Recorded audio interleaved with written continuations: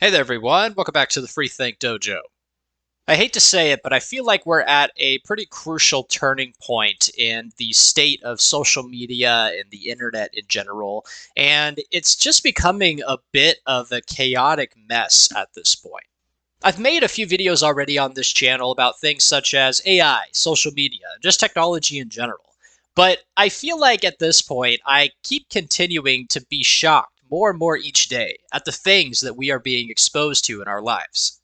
It makes me start to think back on the good old days of the internet and how there was a lot more freedom on what you could post and search. And while that could be dangerous in some ways, I feel like it was so broad at that time that if you were looking for something that would traumatize you or just be, something that's bad to be exposed to, you would actually have to go around and look for it yourself. Nowadays, I can simply just take out my phone and then automatically be exposed to some of the worst atrocities that humanity can come up with. And at this point, I don't know how much more I can handle of it. The internet and social media and things of that nature have become somewhat of a wasteland. And at this point, with things such as Sora AI making the most believable videos now, and people being completely overloaded by politically violent type content, even when they're not looking for it, I feel like it's a sign that this internet that we all loved growing up is officially dead and gone and is transformed into something way worse.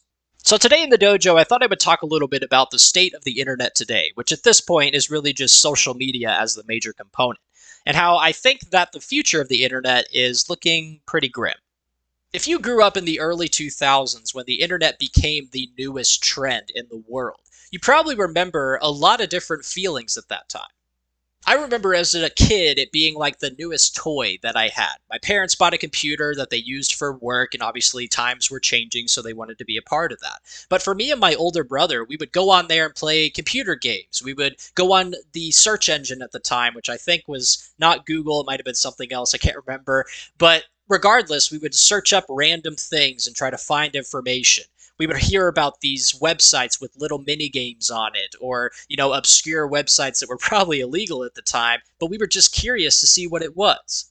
It was a time where this new technology was allowing everyone to have full freedom in exploring what was out there in the world without leaving their house.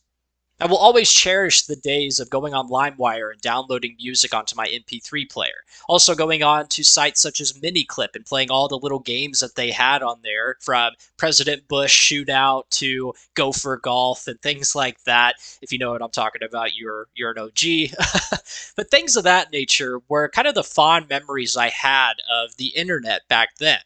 I remember a lot of people being afraid of the capabilities of internet even at that time, and I was still a kid then. But even so, I could see people that were hesitant to try it out.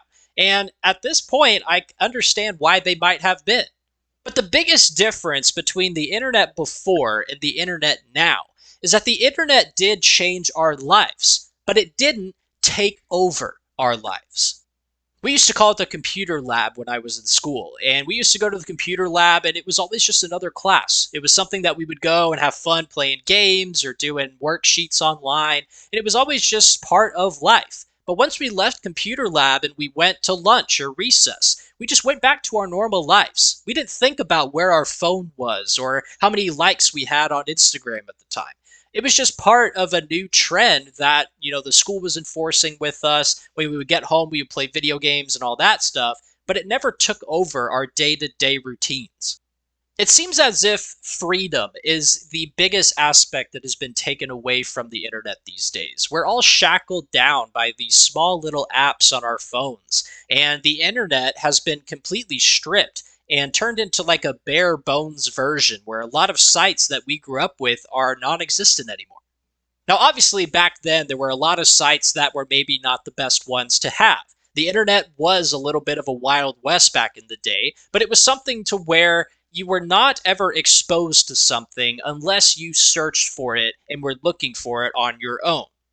Now, sometimes you might try to play a computer game and it takes you to this site that has like an adult content link that pops up and flashes. But even so, there were still ways that you could avoid those, and it was never kind of thrown in your face.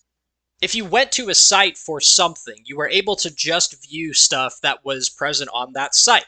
And that's what I miss about the internet these days. There were no ads popping up constantly telling you to go here and go to this site and buy this. And even with social media, if I was looking for something such as gaming videos, I don't want to see only fan content. I don't want to see political ads. If I'm looking up stuff about gaming videos, that's what I want to see.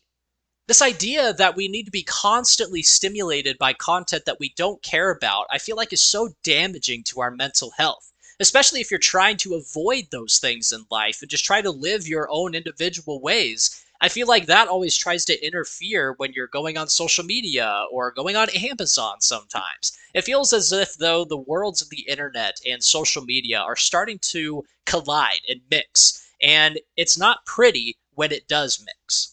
And don't even get me started with Sora AI. Like I said before, I've made videos about AI already and how I feel like it is pretty dangerous if we're not careful, but this Sora AI thing has completely blown my mind. There was always fears of, fake content being put out on social media, on the internet in general, and people believing it. And I feel like that right there is one of the most dangerous things that could happen in media. For a lot of people, they believe, oh, if you just do Sora AI, it's something that you can only post on social media. And even though social media is kind of the biggest component of the internet today, it doesn't mean that it can't pop up on Amazon or pop up on any other site that is present on the internet. Misinformation and false content can find its way anywhere in your life. And I feel like that aspect is the most terrifying part of pretty much the whole idea of AI, but especially Sora AI. Just this past week, I've seen an influx of those fake videos going around, and I know it's a huge topic of conversation with celebrities being caught into it and just privacy being infiltrated. And I wasn't even looking for it on social media as well. One day, my whole algorithm on Instagram just changed. It changed completely to Sora AI, and I didn't even look up a video about it.